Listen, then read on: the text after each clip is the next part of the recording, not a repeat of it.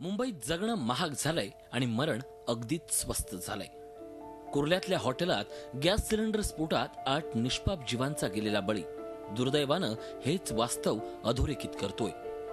भूक लागली म्हणून डॉन बॉस्को कॉलेजचे 7 तरुण विद्यार्थिनी सिटी किनारा हॉटेलमध्ये जातात काय आणि आगीच्या भक्षस्थानी पडतात काय, सगळंच हृदय पिळवटून टाकणारं, काळजाचं पाणी पाणी करणारं।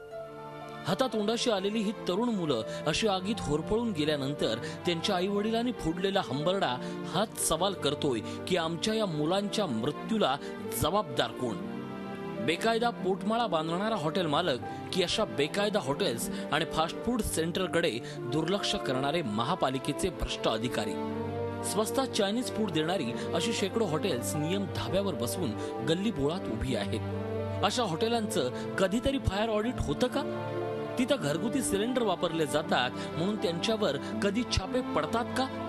इंटेरियरसाठी निकृष्ट दर्जाचं सामान वापरलं जातं म्हणून अशा हॉटेलांवर कधी कारवाई होते का?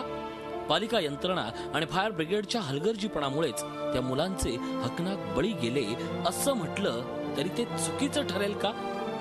अशा भ्रष्ट पालिका अधिकाऱ्यांवर खुनाचा गुन्हा दाखल व्हायला नको का? निदान आता तरी या सुस्तावलेल्या यंत्रणा खडबडून जाग्या होतील का? ठाण्यात 1998 मध्ये लेकव्ह्यू नावाच्या हॉटेलमध्ये अशाच प्रकारे 10 जणांचा जळून बळी गेला होता। तब्बल 16 वर्षांनी त्या केसचा निकाल लागला। पुराव्याअभावी सगळ्या आरोपींची निर्दोष मुक्तता झाली। आता कुर्ल्यातल्या अग्निकांडानंतर पुढचे काही दिवस बेकायदा हॉटेल्सना नोटिसा दिल्या जातील, काहींवर कारवाई केल्याचा ड्रामा केला जाईल आणि पालिका अधिकाऱ्यांचे हात ओले केल्यानंतर अशी जीवघेणी हॉटेल्स रस्त्यावर, फुटपाथवर, नाक्यावर पुन्हा सुरूच राहतील, पुढच्या दुर्घटनेची वाट पाहत। हे दुष्टचक्र कधीतरी थांबेल का? डॉक्टर उदय निरगुडकर, मुख्य संपादक, झी 24 तास। झी 24 तास रहा एक पाऊल पुढे।